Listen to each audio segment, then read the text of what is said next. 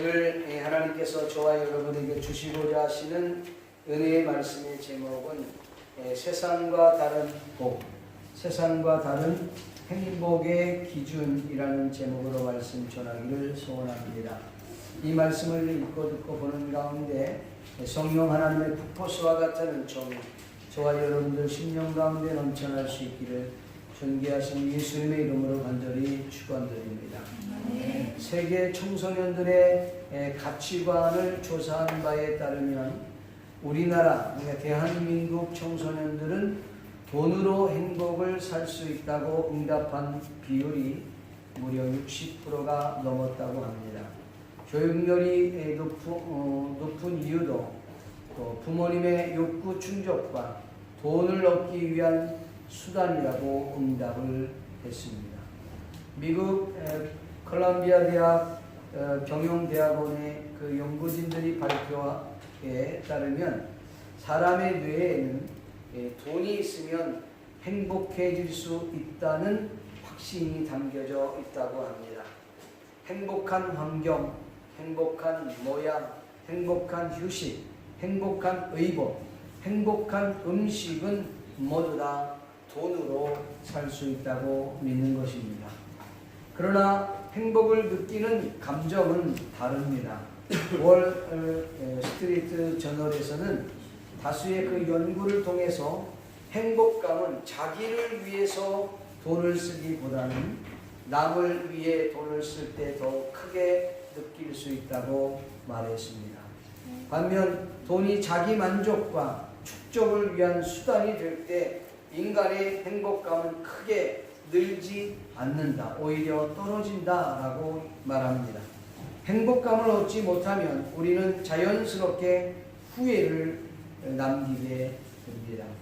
그러나 우리가 후회하지 않는 삶을 살 수 있습니다.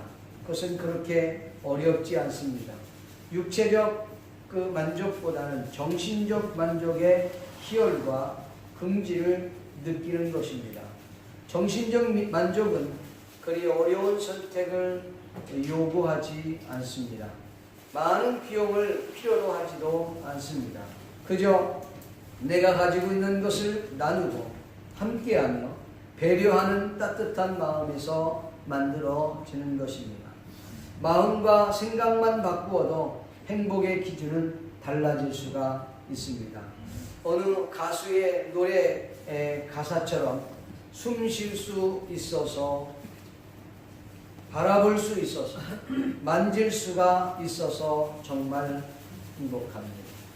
말할 수도 있어서, 들을 수도 있어서, 사랑할 수 있어서 정말 행복합니다. 라고 하는 노래 가사입니다. 어떻게 보면 행복이라는 것은 멀리 있는 것이 아니라 가까이 있고 또한 그 가까이 있는 것을 발견하는 그 자체가 행복이 아닌가 싶습니다. 오늘 성경 마태복음 5장 1절에서 12절 말씀은 행복한 자가 어떤 사람인가에 대해서 설명하고 있습니다. 본문 내용을 좀 간략하게 소개하고자 합니다. 예수님께서 무리를 보시고 산에 올라가셔서 앉으시고 제자들을 향하여서 말씀을 가르쳤습니다.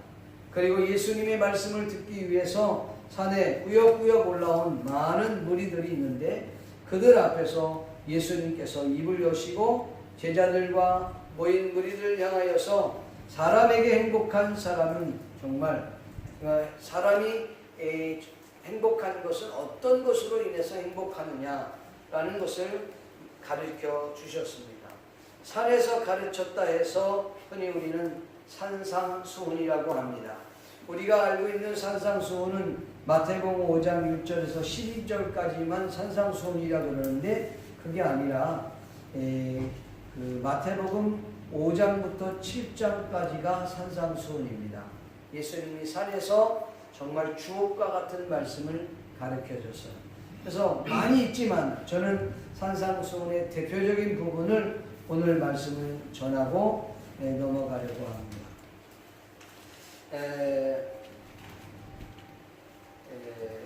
각자의 행복의 기준은 다를 것입니다. 어떤 사람이 행복한 사람일까? 그 행복에 대한 그 정의도 다를 것입니다. 대부분의 사람들은 이렇게 생각할지 모르겠습니다.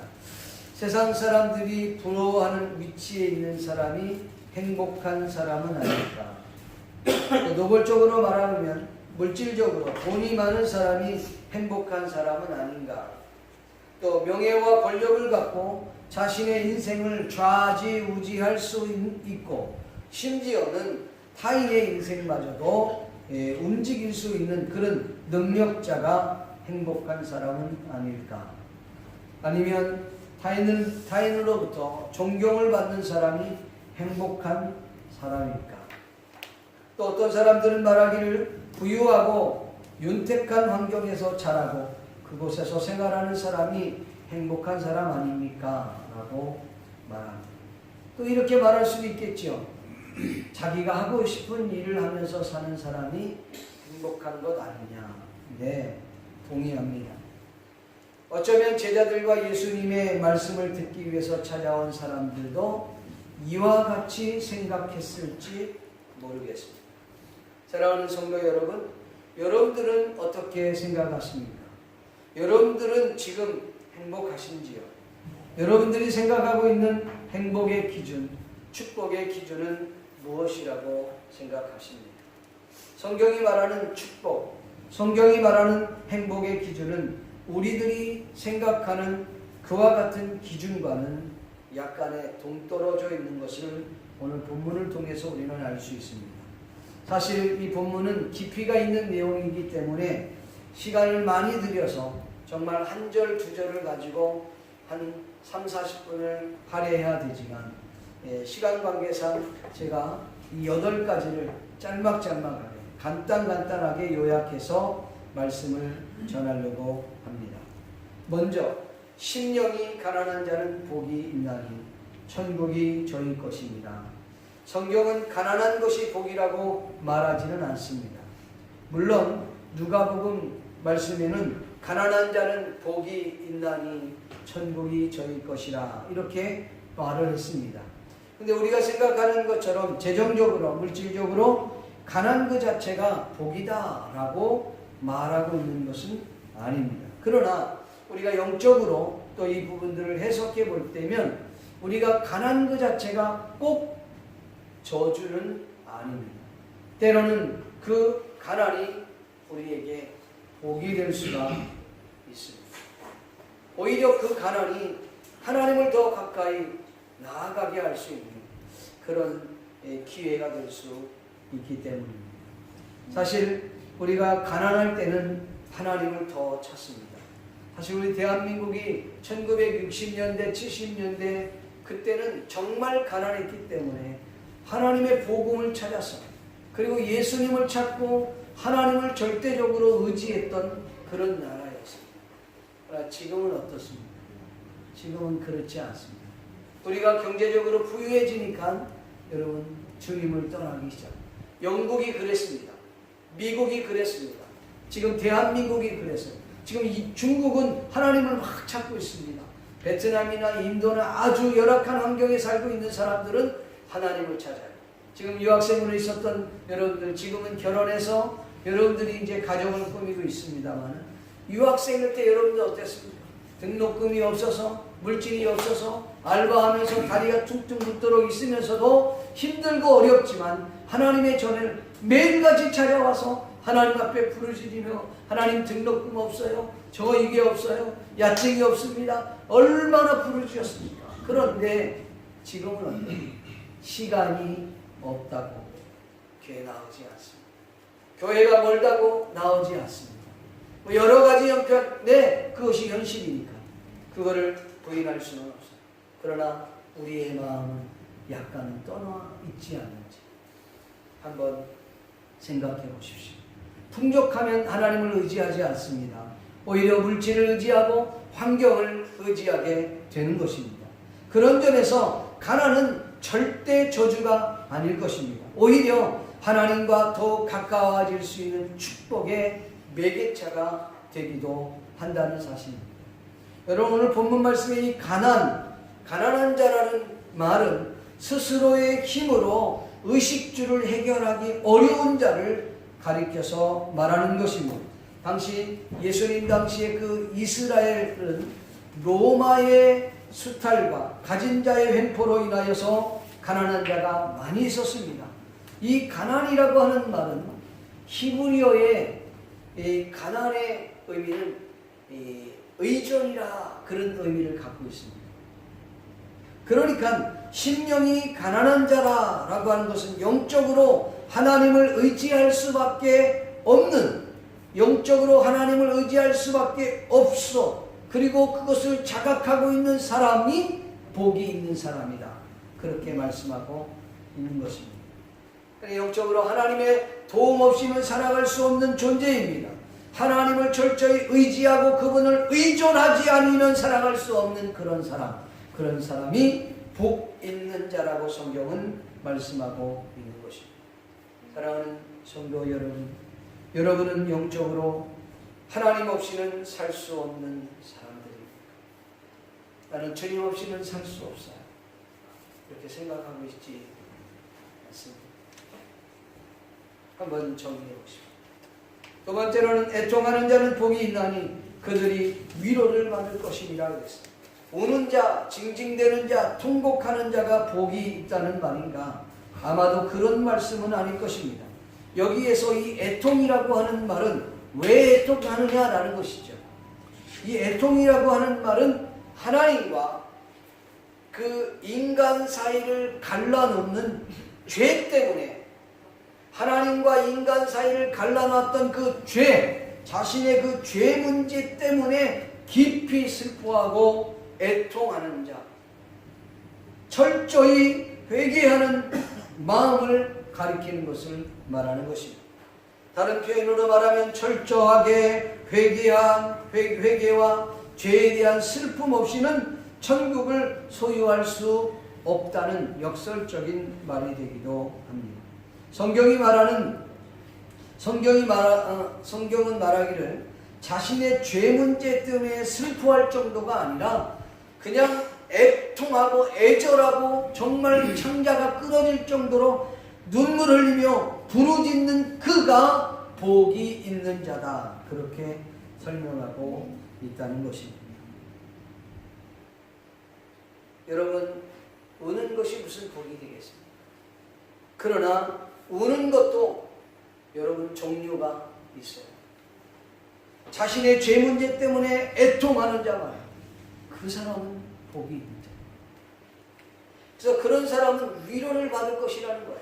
어떤 위로를 받습니까? 그 위로를 받는다는 뜻이 무슨 뜻입니까? 그것은 예수 그리스도를 통하여 하나님의 은혜를 구하는, 예수 그리스도를 통하여 구원을 받는다고 하는 그 기쁜 소식을 의미하는 것입니다. 네. 그래서 여러분, 우리가 그냥 감정에 의해서 우는 것, 드라마 보다가 우는 것, 이런 거 말고 정말 자신의 죄 문제 때문에 철저하게 우는 자, 그가 복이 있는 자. 우리가 생각하는 복의 개념은 다르지. 세 번째로는 온유한 자는 복이 있나니 그들이 땅을 기업으로 받을 것이라. 온유한 자는 겸손한 자와 비슷한 말입니다. 그러나 이 겸손이 단순히 자기를 낮추는 것임에 비해서 온유한 것은 어떤 구체적인 대상에 대해서 온화하고 부드러우며 허세를 부리지 않는 것뿐만 아니라 더 나아가서 자기에게까지 악을 행하는 자에게까지 길이 참는 것을 가리키는 말씀입니다. 성경적인 의미에서 이 온유는 대인관계입니다. 대인관계를 포함해서 하나님에 대한 인간의 태도까지를 내포하고 있는 그런 내용. 한마디로 말하면 이 온유한 자라고 하는 것은 다른 사람에게 대해서 선을 또 선의를 갖는 것은 당연하지. 그것뿐만 아니라 우리를 만드신 창조물, 우리 피조물은 그 창조물을 인정하고 창조주를 인정하고 그분에 대해서 우리가 당신이 나의 창조자입니다. 나는 당신의 피조물입니다. 라고 인정하면서 그분이 말씀하신, 창조주가 말씀하신 그 말씀을 순종하고 나아가는 자, 그게 바로 온유한 자. 사실은 겸손이라고 하는 의미도 자기 자신을 낮추는 의미라기보다는 하나님의 말씀에 순종하는 자가 진정한 겸손한 자라고 성경은 언급하고 있는 것입니다. 그래서 이렇게 타인을 향하여서 관계를 잘 갖는 것도 중요하고, 내가 그분의 창조물이라고 하는, 피조물이라고 하는 사실을 인정하고 그분이 말씀하시는 것을 순종하는 것, 그게 진정한 온유라는 것. 그런 사람이 복이 있다. 여러분, 하나님을 하나님으로 인정하고, 내가 그분의 자녀임을 인정하고, 내가 죄인임을 인정할 수 있는 것, 그게 진짜 온유하다는 것. 믿습니까? 네. 그런 사람에게 하나님께서 뭘 주냐면은 땅을 기업으로 주겠다. 이 땅은 이 세상에서의 땅을 말하는 게 아니에요. 하나님의 나라를 준다고 하는 의미예요. 네 번째로는 의에 줄이고 목마른 자는 복이 있나니 그들이 배부를 것이니요. 아멘. 네. 여기 의라고 하는 것은 이 헬라어로 디카이오네스라고 하는 표현입니다. 디카이오스네라고 하는 표현인데, 이거는 정의, 공의라고 하는 말이에요. 디케라고 하는 말에서 유래되어 있어요. 근데 이 말은 헬라 전통적인 용례에 따라 보면 법적인 말이에요. 그래서 뭐라고 해요? 법을 준수하고 그리고 의무를 이행하는 믿음을 두고 하는 말이에요. 성경에서 이 의라고 하는 말을 1차적으로 말하면 절대적 의를 지니고 있는 분이 하나님이라고 하는 사실을 말하고 있습니다. 그래서 이분 하나님으로부터 온, 위로부터 온 의는 모든 의의 원천이라고 하는 사실을 우리는 알아야 합니다.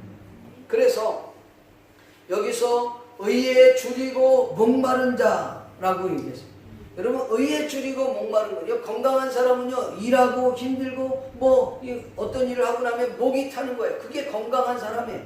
맞아요. 그건 정상적인 거예요. 이게 건강한 사람이 그 줄이는 거, 의에 줄이고, 아니, 목마르고 하는 것이 당연한 거라는 거예요. 여러분, 신앙이 건전한 사람은요, 의에 목마른 거예요. 의를 추구하는 거예요.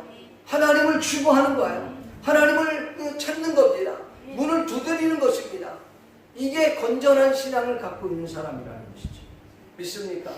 그래서 오늘날 저와 여러분이 신앙생활하는 데 있어서 의에 줄이고 목마른다는 건, 건강한 건전한 신앙을 갖고 있으면 하나님의 의에 막 목이 말라 있는 거야. 어떻게 하면 그 의를 추구할까? 어떻게 하면 하나님의 공의를 이룰까? 어떻게 하면 하나님을 그 기쁘게 하는 일에 동참할 수 있을까? 거기에 목말라 한다는 것이죠. 그런 자가 복이 있다. 그러면 어떻게 하느냐? 하나님께서 그에게 배부르게 할 것이라. 예수 그리스도를 통해서 생명이 떡이 되신 예수님, 생명의 그 영원한 생명수가 되신 예수님이 그를 만족하게 해주신다는 거죠. 여러분, 성경에 마태복음 6장 33절 말씀에 보면 너희는 먼저 그의 나라와 그 의를 구하라. 너희는 먼저 그의 나라와 그 의를 구하라. 그리하면 이 모든 것을 너희에게 더하여 주시리라. 앞전에 무슨 말이겠냐면, 세상 믿지 않는 사람들도 내가 오늘 뭘 먹을까, 뭘 마실까, 무엇을 입을까 염려한다. 그러나 너희 아버지께서는 너희가 그런 게 있어야 될 걸 다 알고 있다. 그러니까 너희는 뭐부터 구하냐? 하나님의 의, 하나님의 의, 하나님의 공의를 먼저 구하라는 거야. 그걸 구하면 이 모든 것들을 너희에게 더하여 주시고 채워주시고. 아멘. 근데 왜 우리는 왜 그렇게 하나님의 그 말씀을 신뢰하지 못하나? 여러분, 주일날 하나님 앞에 나오는 게 얼마나 소중한 건지 몰라요. 주일날 나와서 잠깐 예배드리고 끝나는 게 아니라 정말 주님으로 인하여 기뻐하며 그날을 즐기는 거예요. 예전에 우리 그 아이들이 그렇게 얘기해. 운동에 간다 그래서 그러면 일부 예배 약간 드리고 가면 되지 않겠냐는 거예요. 가지 마. 그냥 주일을 온전히 그냥 즐겨. 놀아도 그냥 여기서 놀아. 놀아도 주 안에서 놀아. 여러분 그걸 신뢰하세요. 여러분. 왜? 하나님이 채워준다는 거예요. 하나님 내가 그 의를 위하여 구하라 그랬으니까. 내가 그 의를 위하여 구하면 하나님이 길을 열어주죠. 그거 우리가 그걸 못 믿고 가는 거예요. 그러니까 내가 그 일을 하는 거예요. 여러분 내가 내 일을 하다 보니까 내가 뼈 빠지게 일을 하는데 결국은 그 자리에서 머물러 있는 거예요. 하나님, 내가 하나님의 의를 구하고 하나님을 채워주시고 배부를 것이다. 긍휼히 여기는 자는 복이 있나니. 다섯 번째, 그들이 긍휼히 여김을 받을 것이다. 여러분 긍휼히 여긴다는 말은 자비라고 하는 말입니다. 이번에 제가 헬라어를 많이 얘기해서 죄송한데 거기에서 이 긍휼이라고 하는 말, 자비라고 하는 말은 엘레오스라고 하는 말에서 나왔다는데 이 엘레오스는 자신의 죄를 용서해 주는 것, 또 조롱당하는 자, 그리고 궁핍한 자들을 동정한다, 그런 의미를 담고 있다. 여러분 긍휼히 여긴다라는 말은 온유한 자와 같은 맥락을 갖고 있습니다. 부드럽게 대하고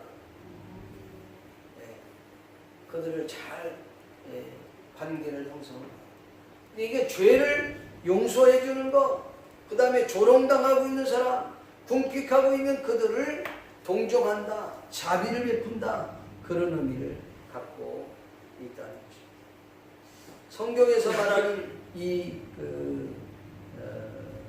자비, 긍휼이라고 하는 것은요, 이렇게 표현하고 있어요. 긍휼을 베풀면 다시 하나님으로부터 긍휼을 받을 것이라. 생각해 보세요. 인간이 가지고 있는 긍휼, 내가 조금 그 긍휼 자비를 베풀었는데 그 자비로 인하여 누구? 하나님으로부터 긍휼을, 하나님으로부터 그 자비를 받는다고 해요.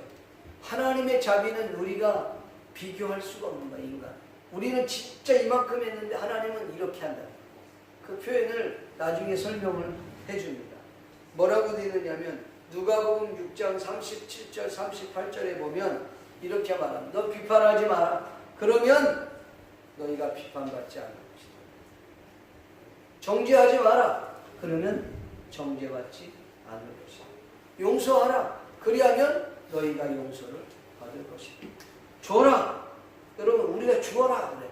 주면 넘치도록 줄 것이다 그랬어요. 우리가 흔히 말하는 줘라 그러면 그리하면 너희에게 줄 것이니 후히 되어 누르고 흔들어 넘치도록 너희에게 안겨주리라 그랬어요. 그리고 맨 마지막에 아주 중요한 것, 너희가 헤아리는 그 헤아림으로 너희도 헤아림을 도로 받을 것이다. 그게 긍휼입니다. 하나님이 우리를 헤아려 주시고 하나님이 우리에게 긍휼을 베풀어 하나님이 우리에게 베풀어 주신 그 자비, 그거는 우리가 베푸는 자비와는 비교가 될 수 없다는 것이죠. 믿습니까? 네.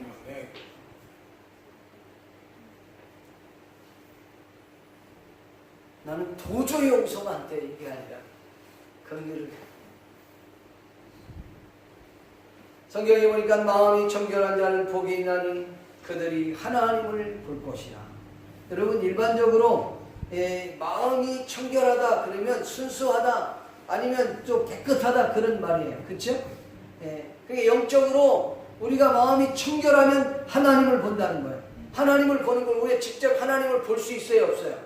보면 죽습니다. 그런데 이게 무슨 말이에요? 하나님을 인격적으로 만난다. 예수님을 인격적으로 만날 수 있다는 것입니다. 마음이 청결한 자는 주님을 만나는 거예요. 주님을 볼 수 있다는 게 인격적으로 주님을 만나 거듭나게 된다는 것이죠. 믿습니까? 화평케 하는 자는 복이 있나니 그들이 하나님의 아들이라 일컬음을 받을 것이다. 여러분 화평하게 하는 자란 단순히 자신의 마음속에 화평을 가진 자라, 또 화평을 사랑하는 자를 가리키지 않습니다. 그 말은 무슨 말이면 적극적으로 화평을 조성하는 자라. 우리 한국 성경에는 화평하는 자는 복이 있나니 이렇게 되어 있죠. 영어 성경이나 일본어 성경에는 뭐라고 되냐면 화평을 만드는 자, 조성하는 자 이렇게 되어 있어요. 그 말은 만든다고 하는 것은 다른 의도예요. 여러분, 인간과 인간 사이에 불협화음이 있잖아요. 그러면 우리가 하나님의 아들, 하나님의 자녀라고 한다면 그 불협화음을 어떻게 해요? 화평케 만드는 거, 평화스럽게 만드는 일을 하는 일이 오늘 저와 여러분들이 해야 됩니다. 하나님의 자녀. 근데 이거보다 좀 더 나아가서 우리가 그런 사람들을 우리는 뭐라 그래요? 피스메이커라고 그래요.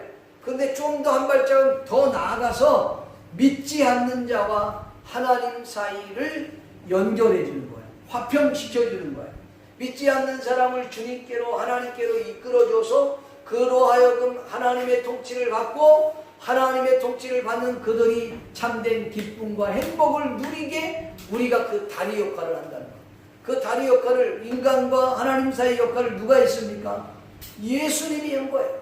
우리 죄 때문에 주님께, 하나님께 갈 수 없는데 주님이 십자가에 못 박혀 죽으심으로 말미암아 그 다리 역할을 해줬던 것처럼 오늘 저와 여러분이 믿지 않는 자들과 하나님 사이의 다리 역할을 저와 여러분이 해야 돼요. 나를 밟고 가라. 그래서 그분을 만나. 여러분을 통하여 주님을 볼 수 있고 여러분을 통하여 예수님을 만나는 그들이 복이 있나 믿습니까? 그들이 하나님의 아들이라 딸들이라 일컬음을 받을 것입니다. 할렐루야. 마지막으로 의인을 위하여 핍박을 받는 자는 복이 있나니 천국이 그들의 것임이라 그렇게 말씀했습니다. 여러분, 구약의 축복은 주로 육적인 축복을 말합니다.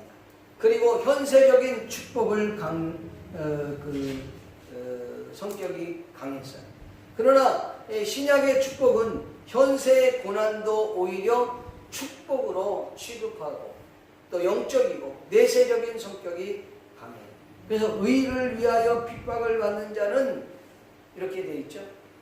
천국이 저희 것이라고 했어요. 천국이 저희 것이라고 하는 단어가 심령이 가난한 자는 천국이 저희 것이라고 했죠. 그러니까 의를 위하여 핍박받는 것과 심령이 가난한데 동급으로 같이 나왔어요. 근데 11절에 보니까 나를 위하여 예수 자신을 위하여 그 핍박을 받는 자는 천국이 저희 것이다. 그러니까 오늘날 저와 여러분이 이 하나님의 의를 위하여 핍박을 받고 예수님을 위하여 핍박을 받는 사람들은 여러분 오히려 감사해야 돼요. 왜요? 왜 감사해야 됩니까? 그게 축복이기 때문에. 천국이 저희 것입니다. 예수님 때문에 핍박을 받고 내가 공의 때문에 핍박을 받으면 하나님께서 복을 주시는데 여러분 우리가 이 땅에 살아가는 동안에 주님 때문에 고난받는 것은 요만큼인데 그 받는 고난과 장차 하나님의 나라에서 받을 그 영광과 비교해보면 비교할 수 없을 만큼 우리가 받는 고난은 작은 거라는 거죠. 믿습니까? 그러니까 예수님 때문에 고난받고 의인 때문에 고난받고 정말 불의와 싸우고 더 나아가 성경이 말했던 것처럼 하나님의 나라와 그 의를 위하여 크게 갈구했던 그들 하나님의 놀라운 복이 있다는 것이죠. 성경 로마서 8장 18절 말씀해 보니까 생각컨대 현재의 고난은 장차 우리에게 나타날 영광과 좋게 비교할 수 없다라고 성경은 말씀하고 있습니다. 히브리서 11장 24절에서 26절 말씀해 보니까 이 모세는 말하기를 애굽의 모든 부하보다 더 큰 재물로 여겼으니 이는 상 주심을 바라옵니다. 할렐루야. 네. 오늘 저와 여러분들이 그렇게 될 수 있기를 주님의 이름으로 간절히 축복합니다. 말씀을 맺기를 소원합니다. 사랑하는 성도 여러분, 예수님의 산상수훈 중에 특별히 행복, 축복의 기준을 알아보았습니다. 이 세상의 것, 땅의 것의 축복과는 거리가 멀지만 우리가 진정 추구할 복은 이 땅의 것이 아니라 하늘의 것, 영적이고 내적인 축복을 추구하는 우리 성산의 모든 가족들이 될 수 있기를 주님의 이름으로 간절히 축복합니다. 네. 우리 시간 같이 한번 말씀을 생각하시면서 같이 한번 합심하여 통성으로 기도하는 시간이 갖기를 원합니다. 같이 한번 기도하겠습니다. 고마우시고 자비로우신 아버지 하나님, 하나님의 은혜와 은총을 감사합니다. 오늘도 우리 하나님 은혜를 베풀어 주시고 성령으로 충만케 도와주시어서 정말 하나님이 기뻐하시는 저희들 되기 원합니다. 심령이 가난한 자는 복이 있나니 천국이 저희 것입니다. 애통하는 자는 복이 있나니 저희가 위로를 받을 것이요 온유한 자는 복이 있나니 저희가 배부를 것이요 의에 줄이고 목마른 자는 복이 있나니 저희가 배부를 것이요 긍휼히 여기는 자는 긍휼히 여김을 받을 것이고 마음이 정결한 자는 하나님을 볼 것이고 화평케 하는 자는 하나님의 아들이라 일컬음을 받을 것이고 의를 위하여 핍박을 받는 자는 천국이 저희 것이니라 말씀했던 것처럼 오 하나님 아버지 양승한 도와 주시옵소서. 이 시간 주님이 역사해 줄 줄로 믿고 감사를 드립니다. 예수님의 거룩하신 이름으로 기도하옵나이다. 찬양하시면서 준비한 영혼을 나누겠습니다.